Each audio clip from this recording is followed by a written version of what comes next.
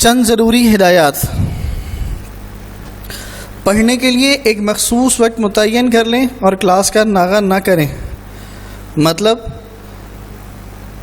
ऐसा ना हो कि आप ये समझें कि यूट्यूब के ऊपर फ्री में आपको एक चीज़ मिल रही है और मैं पहले दूसरे ज़रूरी काम घर के या अपने दोस्तों यारों से मुलाकात वगैरह कर लूँ और उसके बाद जब मुझे टाइम मिलेगा तो मैं फ़्री होके बैठूँगा।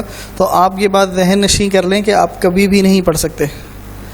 आपने अगर डिसाइड कर लिया है कि मुझे कुछ बनना है और मुझे एग्ज़ाम्स की प्रिपरेशन करनी है तो उन 24 घंटों में से अपने लिए कम से कम भी 2 से 3 घंटे निकालें और उस टाइम पे आपने क्या काम करना है, जो हम आपको गाइड करते जाएं उस तरह से करते जाइएगा। बट लेकिन डेली जो आप काम करेंगे उसकी बात और है। एक दिन आपने पढ़ा, 2 दिन छुट्टी कर ली, फिर पढ़ा, फिर छुट्टी कर ली, तो फिर पढ़ना ना पढ़ना सब बेकार है। फिर आपको हम क्या कोई भी नहीं पढ़ा सकते। जब भी पढ़ने बैठें तो फिर कोई और काम ना करें। अपने साथ अपनी तमाम ज़रूरी स्टेशनरी और नोटबुक भी रखें। एक बार वीडियो मुकम्मल देखें। वीडियो देखने के बाद एक एक सवाल दोबारा देखते जाएं और रजिस्टर पर साफ साफ उतारते जाएं। मतलब आपने एक दफ़ा वीडियो मुकम्मल देख ली, समझ आ गया आपको। अब आपने क्या करना है, क्वेश्चंस की प्रैक्टिस कैसे करनी है कि एक सवाल आपने अपनी कॉपी पे मोबाइल को पॉज किया और एक सवाल जो है जो भी हमने आपको बताया है वो आपने अपनी नोटबुक के ऊपर जो है वो फेयर कर लिया। अब एक दफ़ा वीडियो को देख लें कि ये सवाल हो किस तरह से रहा है, फिर ख़ुद से करने की कोशिश करें। अगर किसी जगह पे आपको कोई कन्फ्यूजन हो रही है तो दोबारा वीडियो पे जाएं, फिर दोबारा से अपनी कॉपी के ऊपर उसकी प्रैक्टिस करना शुरू करें। तो इंशाल्लाह आपके पास बहुत जल्द जो है वो आपको अपने उस टॉपिक पे महारत हासिल हो जाएगी इंशाल्लाह। 1 से 2 बार इस काम की प्रैक्टिस भी करें और जो सवालात आपको आ जाएं हर हफ्ते इसकी प्रैक्टिस करें। मैथ्स एक ऐसी चीज़ है कि प्रैक्टिस से आती है। जिस तरह से एक दिन में कोई टेलर नहीं बनता, एक दिन में कोई ड्राइवर नहीं बनता, एक दिन में कोई प्लम्बर इलेक्ट्रीशियन नहीं बनता, प्रैक्टिस करते हैं तो बनता है। स्टार्ट के अंदर थोड़ी सी प्रॉब्लम होती है, थोड़ा सा काम अटक के चल रहा होता है, लेकिन जब आप प्रैक्टिस करते हैं तो उसका फ़ायदा ये होता है कि practice makes the man perfect. तो आप अपने काम में परफेक्ट होते जाते हैं। तो आपने एक सवाल को जहन में बना के रखना है कि एक सवाल कम से कम आपके पास 3 से 4 दफ़ा तो होना चाहिए और हर हफ्ते उसकी प्रैक्टिस करते रहें। अगर आपके पास नया लेक्चर नहीं आ रहा तो आप परेशान ना हो, आपके पास जो पुराने लेक्चर्स आए हुए हैं आप उन्हीं की बार बार प्रैक्टिस करें, या आपके घर में जो भी छोटे बहन भाई हैं उनको ये सारी की सारी मालूमात फराहम करते जाएँ और अपने दोस्तों से इसको लाजिम शेयर करें। एज ए सदका जारिया है। हम ये चाहते हैं कि हमारा मुल्क, हमारी कौम तरक्की करे। तालीम फ्री है। इस फ्री तालीम का मकसद सिर्फ़ और सिर्फ ये है कि अच्छी एजुकेशन से हर बंदा फ़ायदा हासिल करे, चाहे वो स्कूल जा सकता है या नहीं जा सकता, चाहे वो कॉलेज जा सकता है या नहीं जा सकता, उसके पास कोचिंग पढ़ने के, स्कूल पढ़ने के वसाइल हैं या नहीं हैं। तो आप यूट्यूब पे जाएं, द स्मार्ट टीचर 2020 चैनल को सब्सक्राइब करें, लाइक करें, शेयर करें, अपने दोस्तों तक इसको पहुंचाएं ताकि जितने भी लोग ज़्यादा से ज़्यादा मुस्तफ़ीद हो सकते हैं वो हों। बिस्मिल्लाहिर्रहमानिर्रहीम। क्रैश कोर्स का हम आगाज़ करने जा रहे हैं आज से क्लास 10 के लिए। सब्जेक्ट हमारे पास है मैथमेटिक्स। 1 महीने में किस तरह से हमने कराची बोर्ड के पेपर की तैयारी करनी है क्लास 10 की, मैथमेटिक्स का कोई क्रैश कोर्स हम स्टार्ट करने जा रहे हैं। आप इसको ज्वाइन कीजिए और जो भी हिदायत आपको उसमें दी जा रही हैं उस पर अमल करें। इंशाल्लाह विद इन अ मंथ, इंशाल्लाह अगर डेली 1 से 2 घंटा आप अपनी स्टडीज़ को दें तो इंशाल्लाह आपके 100 आउट ऑफ 100 मार्क्स ज़रूर आएंगे इंशाल्लाह।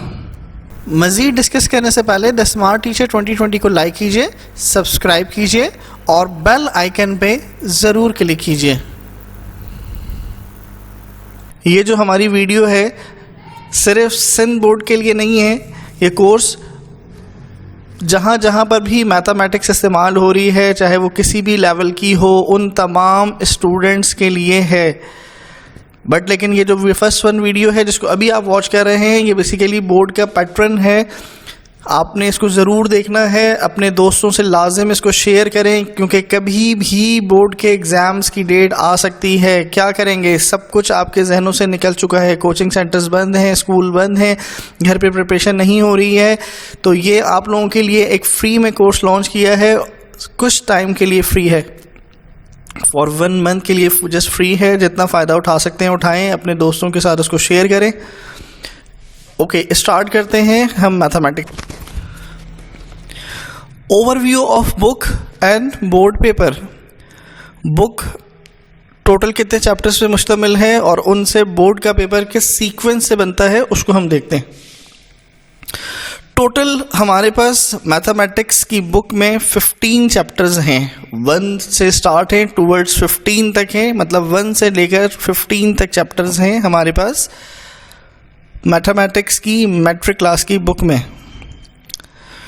पेपर जो हमारे पास बनता है, ये जो 15 चैप्टर्स हैं, इनसे 3 सेक्शंस बनते हैं। First one section A, second one section B and third one section C.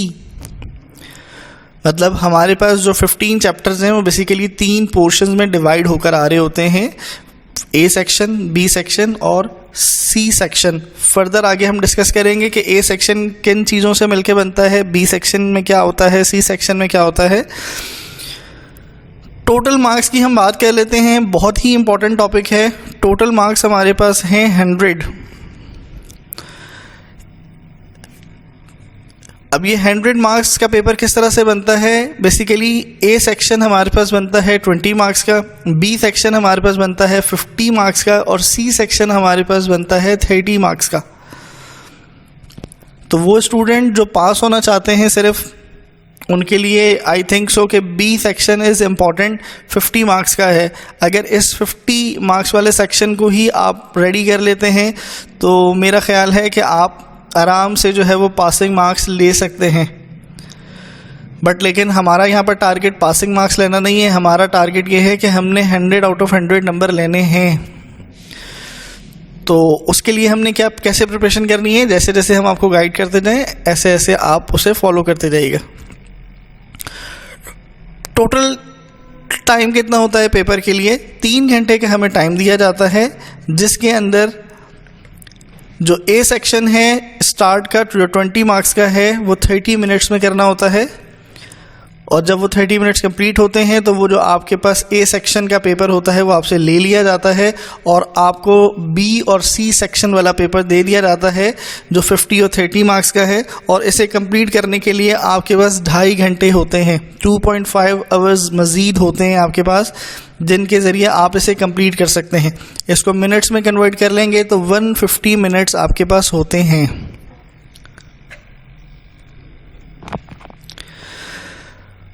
Paper pattern of Karachi board.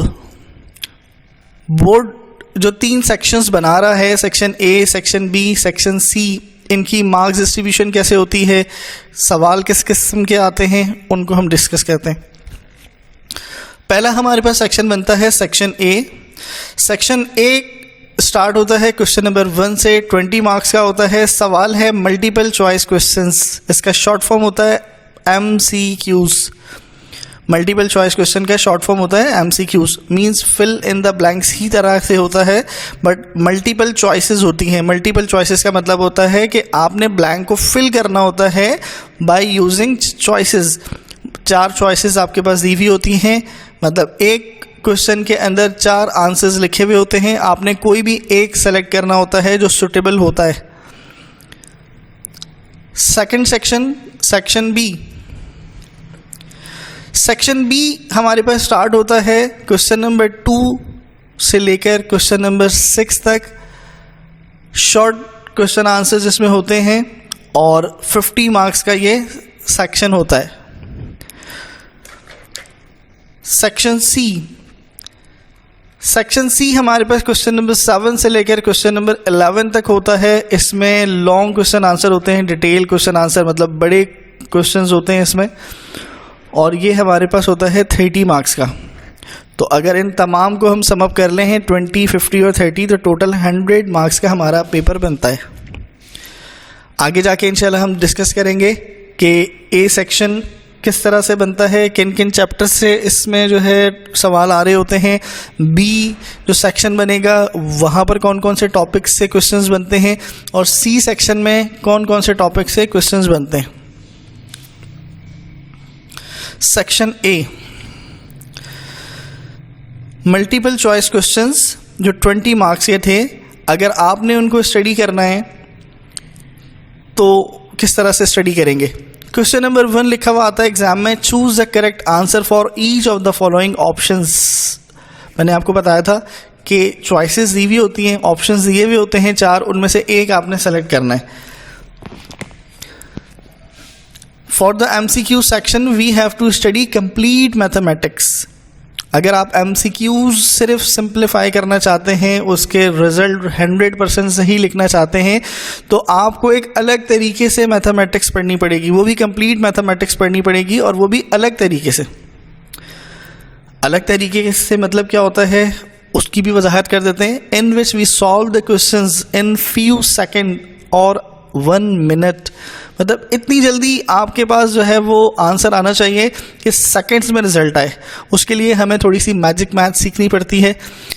जो भी टॉपिक दिया हुआ होता है उसको इस तौर पे हम देखते हैं कि उसका क्वेश्चन देख के हम आंसर बताएं, क्वेश्चन देखकर आंसर बताएं, या हमें सॉल्यूशन करना पड़े तो कम से कम सॉल्यूशन करना पड़े, मींस कम से कम टाइम हो, क्योंकि हमारे पास जो है वो 30 मिनट्स होते हैं और 20 MCQs हैं।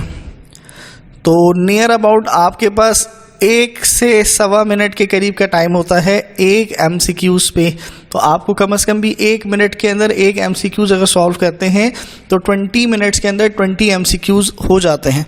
बट लेकिन जब आपको कॉपी मिलती है तो कॉपी आपके ऊपर, आप उसको फिल करते हैं, उसमें अटेंडेंस लग रही होती है, बहुत सारे छोटे छोटे इश्यूज होते हैं जिसमें आपको पता ही नहीं लगता कि टाइम ज़ाया हो गया। तो आपको अगर MCQs करना है तो आपको मैथमेटिक्स ही बिल्कुल एक अलग अंदाज में पढ़नी पड़ेगी। सेक्शन बी 50 मार्क्स का है। Question number 2 to question number 6 देखा जाए, question number 2 to question number 6 तो हमारे पास इसमें 5 क्वेश्चंस बनते हैं। शॉर्ट क्वेश्चन आंसर्स होते हैं।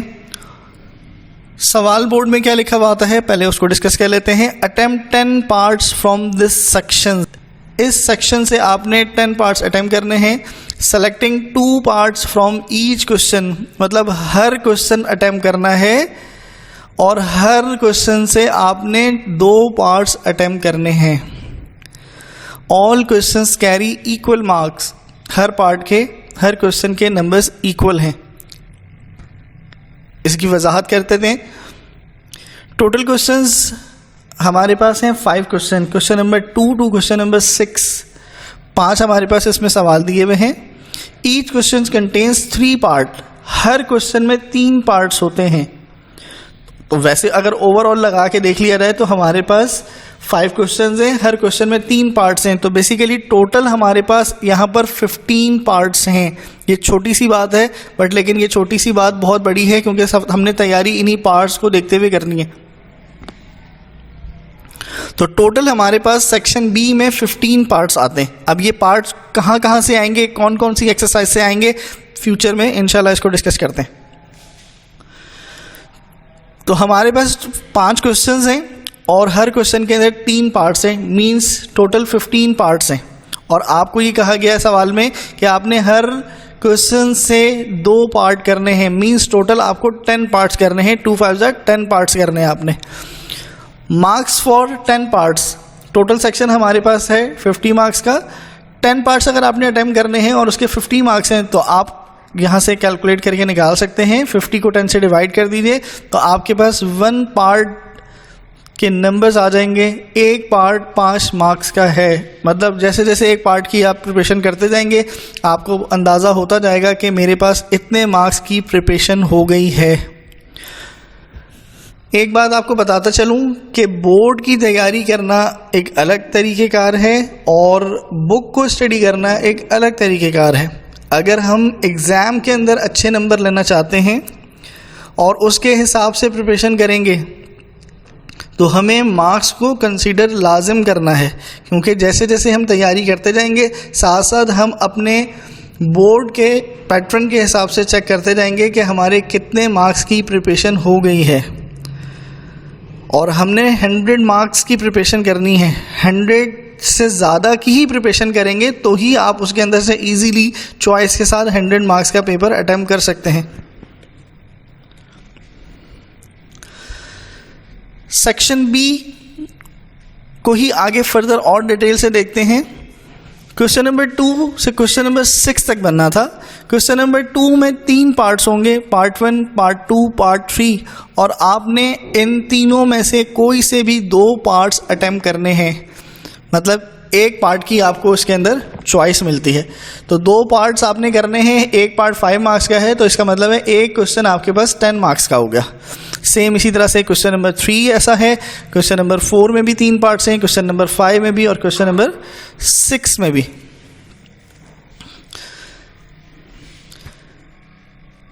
टोटल हमारे पास 15 पार्ट्स हैं जो सेक्शन बी के अंदर आ रहे हैं, ज़रा उनको देख लेते हैं। फर्स्ट पार्ट हमारे पास बनता है सेट से, मींस अगर आप यूनिट 1 के अंदर जो हमारे पास सेट का चैप्टर है उसके कुछ टॉपिक्स कर लेते हैं, उसकी कुछ एक्सरसाइजेस कर लेते हैं, तो पता होता है कि बोर्ड के अंदर सेट से कौन सा सवाल आने वाला है इस साल। अगर आप उसकी प्रिपरेशन कर लेते हैं तो आप इजीली 5 नंबर का सेट वाला सवाल कर सकते हैं। सेकंड, चैप्टर नंबर 2 यूनिट 2 से हमारे पास एक सवाल बनता है सिंप्लीफाई का। पता है एक्सरसाइज 2.7 से ही बनेगा, मतलब अगर आपने चैप्टर नंबर 2 पूरा नहीं किया, जस्ट सिर्फ एक्सरसाइज 2.7 के सवाल कर लिए, तो आप इजीली 5 नंबर का सवाल अटेम्प्ट कर सकते हैं।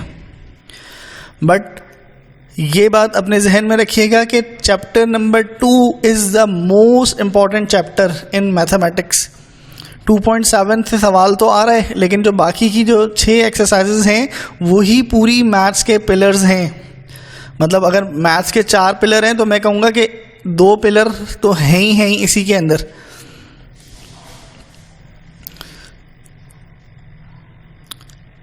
चैप्टर नंबर 2 से ही फिर एक सवाल बनता है एक्सरसाइज 2.8 से, फाइंड द वैल्यू ऑफ। 2.8 अगर आप कंप्लीट कर लेते हैं, उसकी प्रैक्टिस कर लेते हैं, तो 5 नंबर का आपके पास एक और पार्ट आ गया। लॉगरिथम से आपके पास चैप्टर नंबर 3 से एक सवाल आता है एक्सरसाइज 3.6 से। आपने सिंप्लीफाई करना होता है सम्स को with the help of logarithm. Logarithm की मदद से क्वेश्चंस जो भी दिए हुए होते हैं आपने उनको सिंप्लीफाई करना होता है। Find the value of exercise 4.7, 4.8, 4.9, 4.10। Chapter number 4 से आपके पास सवाल बनता है। बाज़ औक़ात ऐसा होता है कि इन 4 एक्सरसाइजेज में से 2 सवाल भी आ जाते हैं और बाज़ दफ़ा 1 सवाल तो आता ही आता है इसमें। मतलब 4 चैप्टर पूरा करने के बजाय इन एक्सरसाइज को अगर आप कर लेते हैं तो ईज़िली इंशाल्लाह आप बोर्ड वाला सवाल अटैम्प्ट कर सकते हैं। फैक्टराइज का एक सवाल बनता है यूनिट 5 से, एक्सरसाइज 5.6 से।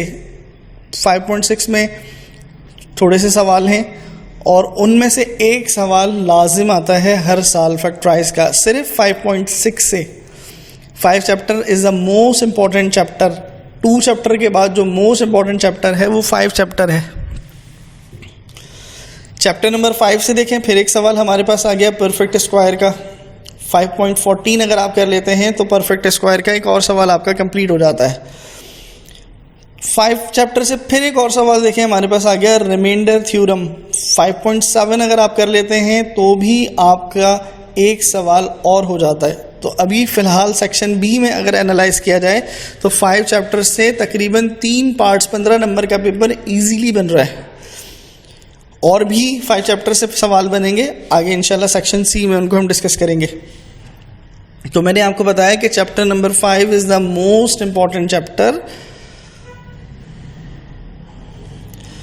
आगे फर्दर डिस्कस करते हैं। चैप्टर नंबर 6 से हमारे पास एक सॉल्यूशन सेट का सवाल बनता है एक्सरसाइज 6.3 से, 4 से या 6.5 से। और इसी के साथ 6.8 से भी एक सवाल बनता है बाज़ दफ़ा ऐसा होता है कि अलग से भी 6.8 से सवाल आ जाता है और उस सवाल का नाम होता है क्वाड्रेटिक इक्वेशन। क्वाड्रेटिक इक्वेशन से भी हमारे पास एक सवाल आता है। इसमें मेंशन नहीं किया था क्योंकि हमारा टारगेट ये था कि हमने 16 सवाल करने हैं, 15 से 16 सवाल करने हैं। तो क्योंकि इसका ताल्लुक जो है वो इसी चैप्टर से ही है, तो 6.8 से भी एक सवाल आता है और अलग से सवाल आता है क्वाड्रेटिक इक्वेशन का। सेट का मैट्रिसेस का सवाल हमारे पास बनता है 7.4, 7.5 से 2 से 3 टॉपिक्स हैं। उन्हीं टॉपिक्स से रिलेटेड हर साल ही सवाल आता है। यूनिट 7। अब हम बात करते हैं यूनिट 8। यूनिट 8 एक ही एक्सरसाइज है, उससे सवाल हमारे पास आता है एलिमिनेशन का, एक्सरसाइज 8.1। वेरिएशन यूनिट 9, इससे भी एक सवाल आता है हर साल। इंफॉर्मेशन हैंडलिंग यूनिट 10, इससे भी हर साल एक सवाल बनता है 5 नंबर का। जब हम इंफॉर्मेशन हैंडलिंग पढ़ेंगे तो हर चैप्टर को उस वक्त और डिटेल से देखेंगे कि हर चैप्टर से सवाल किस नौइयत का आता है। इंफॉर्मेशन हैंडलिंग से भी 2 टॉपिक्स से सवाल आते हैं, दोनों में से कोई एक टॉपिक आता है, या तो ग्रुप डाटा से सवाल आता है या फिर अनग्रुप डाटा से सवाल आता है। थ्योरम्स 2 हमारे पास जो है वो थ्योरम्स तकरीबन आजकल हमारे पास आ रहे हैं सेक्शन बी के अंदर, चैप्टर नंबर 12 से। तो वो थ्योरम्स भी पता होते हैं तकरीबन कि इस साल थ्योरम 2020 में क्या आना है, 2021 में क्या आना है। अगर बोर्ड का पैटर्न चेंज नहीं होता तो अपने 5 ईयर पेपर को देख के ईजीली अंदाज़ा लगाया जा सकता है कि इस साल कौन से थ्योरम्स आ रहे हैं। और सबसे आखिरी चैप्टर हमारे पास है unit 15, trigonometry. The most important, मेरा ख्याल है कि ये पिलर है मैथ्स का एक और। जिस तरह से चैप्टर 2 मैंने आपको बताया, फैक्टराइज बताया, इस तरह से ट्रिग्नोमेट्री भी एक वो टॉपिक है जिसको आपको स्ट्रॉन्ग करना बहुत ज़रूरी है। मतलब एक तरफ आप मैथ्स को स्टडी कर रहे हैं, साथ साथ उसी बेसिक मैथ्स के साथ आपको ट्रिग्नोमेट्री को भी स्ट्रॉन्ग करना है।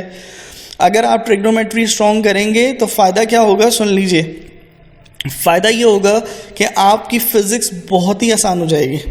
चाहे आप मैट्रिक की फ़िज़िक्स पढ़ लें, फिर चाहे आप फर्स्ट ईयर की पढ़ लें, चाहे सेकंड ईयर की पढ़ लें। तो जो बच्चे ट्रिग्नोमेट्री उनको नहीं आती और वो फर्स्ट ईयर या सेकंड ईयर में चले जाते हैं तो उनकी सप्लीज़ के अलावा कुछ नहीं मिलता उन्हें।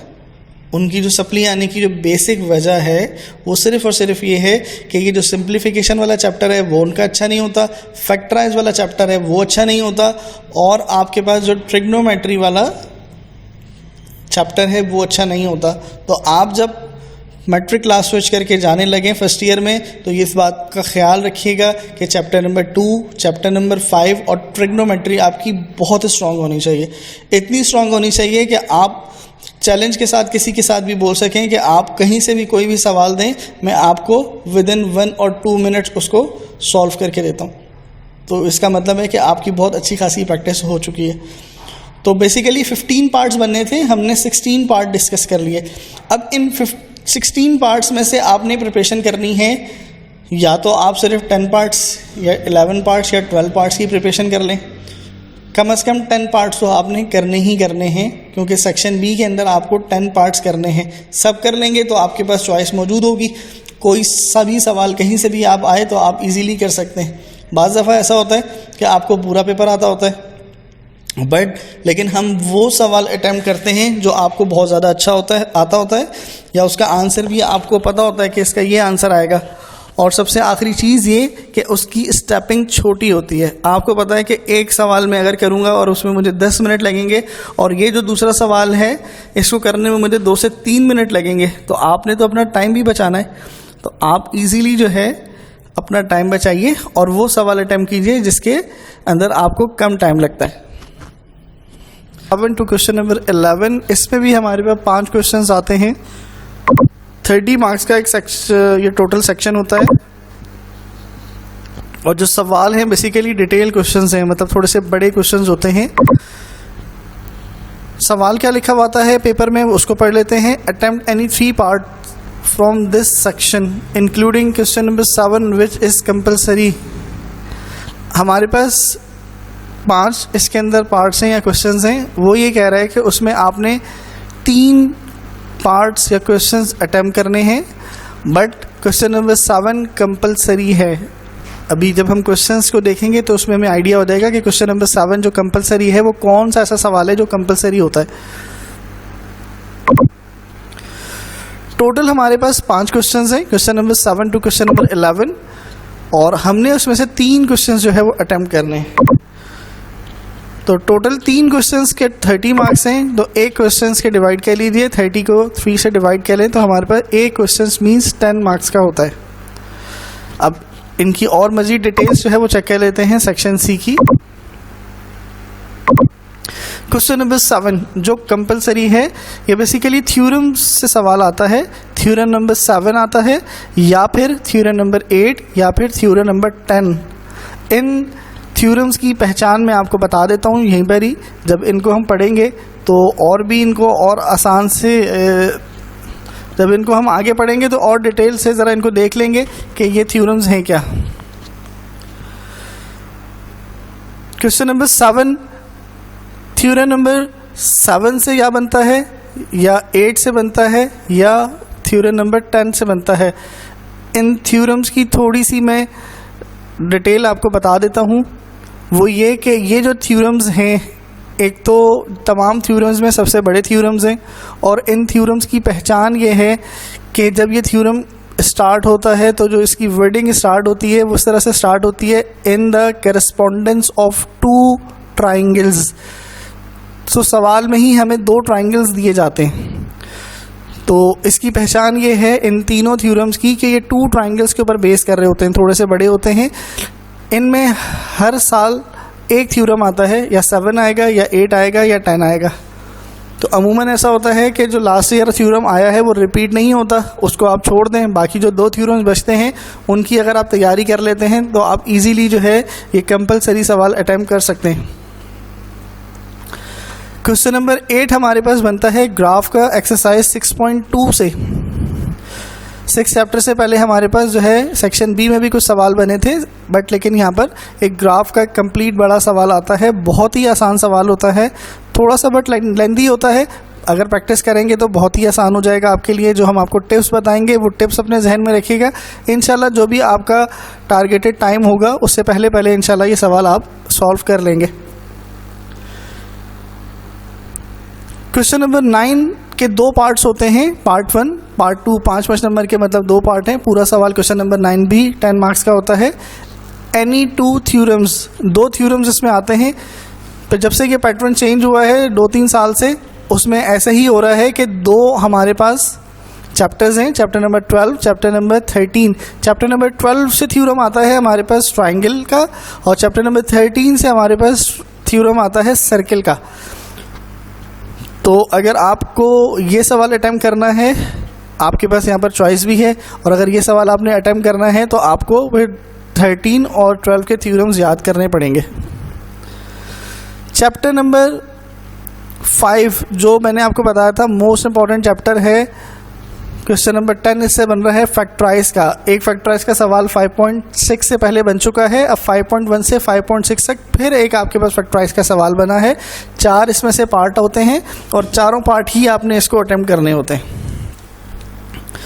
4 भी आ सकते हैं, 5 भी पार्ट आ सकते हैं। बहरहाल जितने भी पार्ट्स आपके पास आएँ कोई उसका इशू नहीं है। आपने 5.1 से 5.5 तक अच्छे से प्रैक्टिस करनी है, तो इंशाल्लाह इजीली आप ये फैक्टराइज का सवाल कर सकते हैं। और लास्ट जो इसका सवाल बनता है क्वेश्चन नंबर 11, वो बनता है ज्योमेट्री से।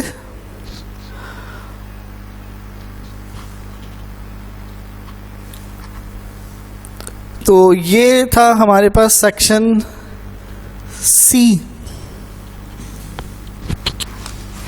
इंशाल्लाह मिलते हैं नेक्स्ट वीडियो के साथ। अपना और अपने घर वालों का बहुत ज़्यादा ख्याल रखिएगा। फ़ी अमानिल्लाह। अस्सलामु अलैकुम। पाकिस्तान जिंदाबाद।